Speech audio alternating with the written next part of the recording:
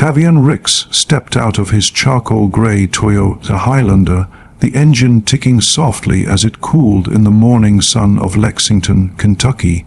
At 35, he moved with a deliberate grace, the kind honed from years of discipline where every action counted, every misstep could cost more than time. He wasn't the type to rush. Life had taught him patience in ways most couldn't fathom. The parking lot across from Fair Grove Union Bank was half full, dotted with sedans and SUV belonging to everyday folks handling their finances.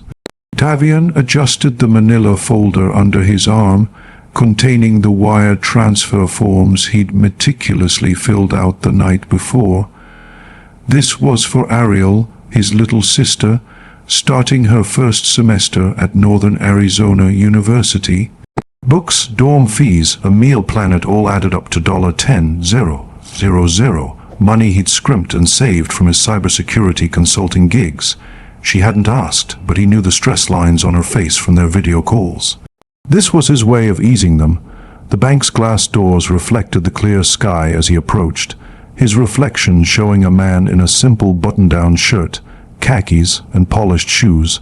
Nothing flashy, just clean and professional. Inside, the air hit him like a cool wave, making him blink against the fluorescent lights. The polished tile floor gleamed, capturing faint footprints from the morning crowd. A small line snaked toward the teller windows, where a mother hushed her child playing a noisy game on her phone. The security guard, an older man with a slight limp, stood near the entrance, nodding curtly as Tavion passed. He returned the nod, his expression neutral, and headed to a small table near the counter to double-check his forms. No rush, accuracy mattered. Behind the new accounts and services desk sat Marlene Grover, her pixie haircut sharp, her navy blouse crisp against the bank's neutral backdrop. Her nameplate caught the light as she looked up, her eyes immediately appraising him. Face, clothes, folder. "Good morning," Tavion said, his voice steady and polite. "I need to process a wire transfer. Should be all here." He slid the folder across the desk. Marlene blinked, her gaze lingering a fraction too long. "Do you have an account with us?" "Yes, ma'am. Been with Fair Grove for about 3 years now. Here's my card." He handed over his debit card with a slight smile, the kind meant to ease transactions. She took it, glanced at the folder, then back at him. "What's the amount?" "10,000 even. Going to Northern Arizona under my sister's name." She nodded, but it was tight, not welcoming.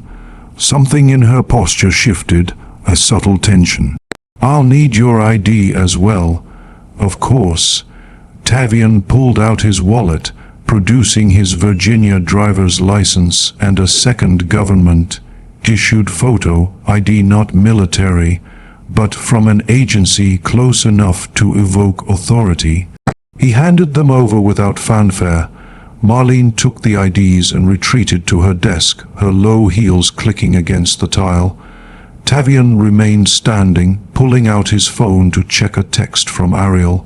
"Have you eaten breakfast yet?" "Don't skip it." He smiled faintly, typing a quick reply. But as he did, he noticed Marlene hovering longer than necessary. Instead of inputting data, she picked up her desk phone, angling her body away. Her voice was low, whispered, but fragments carried. "Looks suspicious. Says it's a college transfer. Yes, I have the ID. Looks staged." Tavion didn't react outwardly. No eye roll, no sigh. He slipped his phone back into his pocket and waited, his stance relaxed but alert.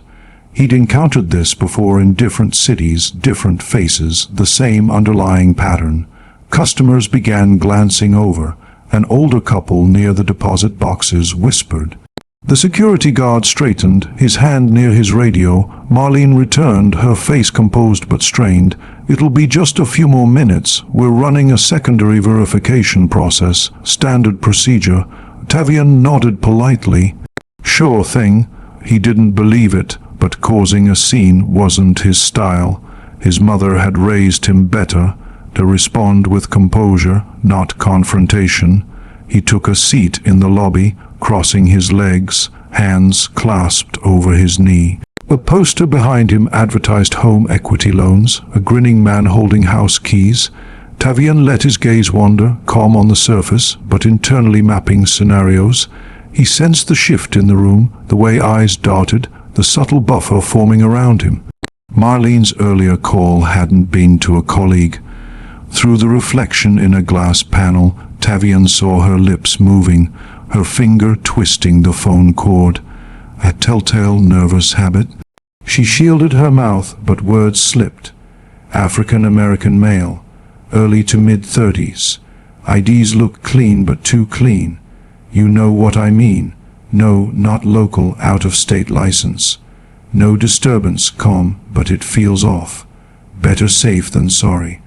She hung up, exhaled, and stood, forcing a smile. We're just waiting on a quick system verification, she said, passing him toward a back hallway, phone in hand. The lobby's atmosphere thickened. Customers left quietly. A man rechecked paperwork unnecessarily. A baby fussed. 15 minutes ticked by. No one else waited for verification. Then the front doors swung open. Two men enter, white in fitted black jackets, movements clipped and professional. They scanned the room, zeroing in on Tavion. The shorter one, mid-40s, clean-cut, approached. Tavion Ricks. Tavion nodded. Yes, sir. Would you mind stepping over here with us?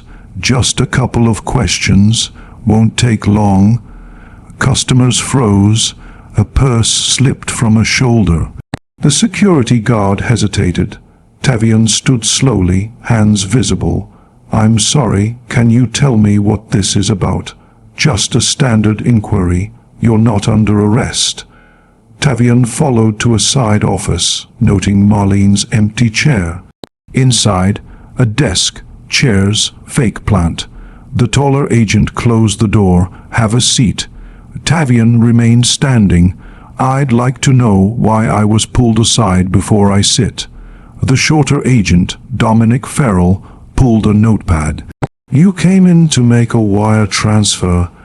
That's right, 10,000 all legal. You can check the paperwork.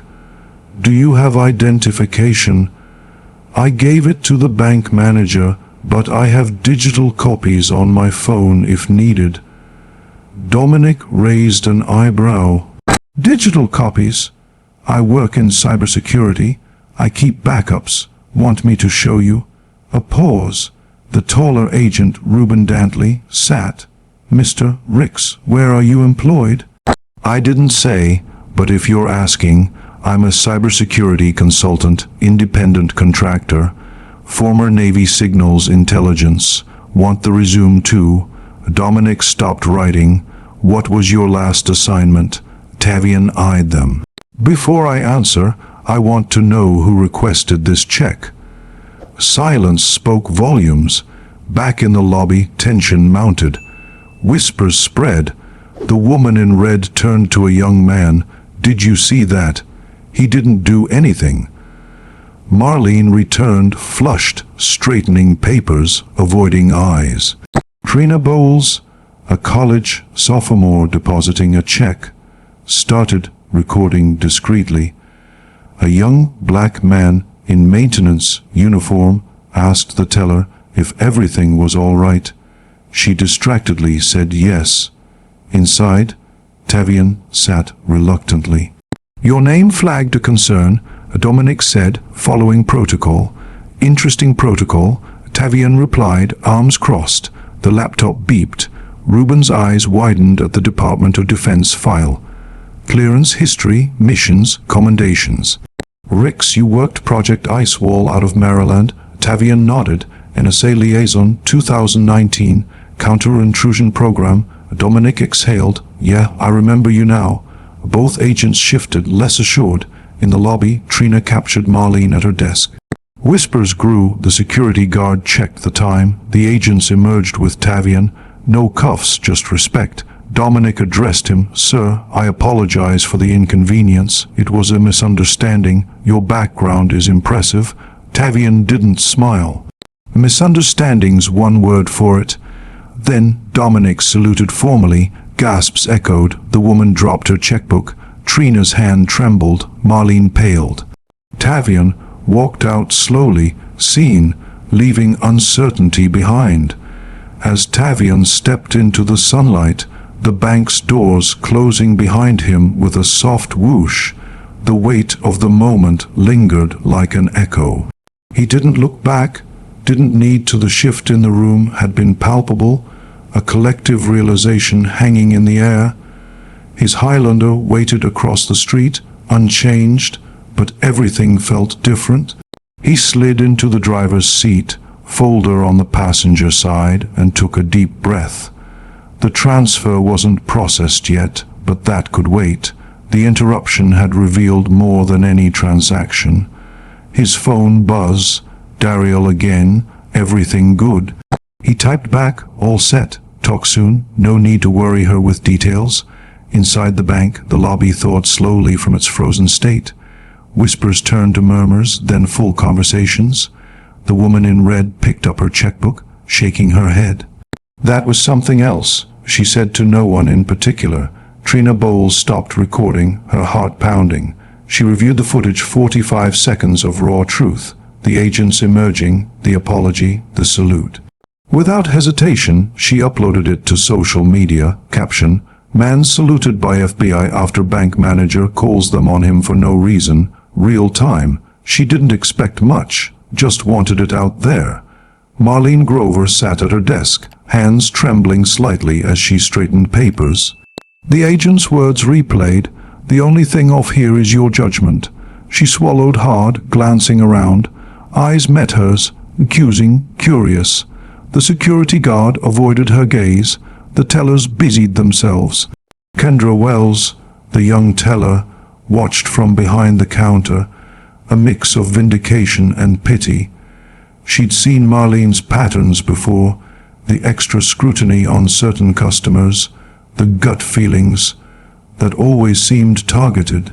The agents, Dominic and Ruben, lingered briefly. Dominic approached Marlene again. This was unnecessary. He said quietly, "Document everything accurately next time." They left, their car pulling away as quickly as they'd arrived. But the damage was done. Trina's video began gaining views. First dozens, then hundreds. Comments flooded. "This is insane. Banking while black." That salute, though. Tavion drove home, the city blurring past. His apartment was modest, a one-bedroom in a quiet complex. He set the folder down, brewed coffee, and sat at his desk, laptop open. Work waited. A client needed firewall updates, but his mind wandered. Flashbacks to Navy days, huddled in a tent, decoding enemy signals under fire, the pressure of protecting lives from afar. That composure had served him then. It served him now. He called Ariel, voice light. "Transfers going through soon. How's packing?" She chattered excitedly, oblivious. By midday, Trina's video hit thousands of views. Shares spread. Friends, then strangers. A local activist reposted it, tagging media. Inside the bank, the atmosphere was electric. Customers lingered, discussing. One man closed his account on the spot. "If this is how you treat people, I'm out." Marlene fielded calls from corporate, her voice strained. It was a precaution. "Yes, I understand." The video reached Tavion's former colleagues. One, a Navy buddy, texted, "Saw the clip. You okay?" "That's BS," Tavion replied. "Handled," but the ripple grew. Social media algorithms pushed it further. Hashtags emerged. #saluted not arrested. #banking while black. Marlene's name surfaced, linked in screenshots, old posts about trusting instincts. She locked her accounts, but it was too late. Corporate scrambled. An internal memo circulated. Incident at Lexington branch.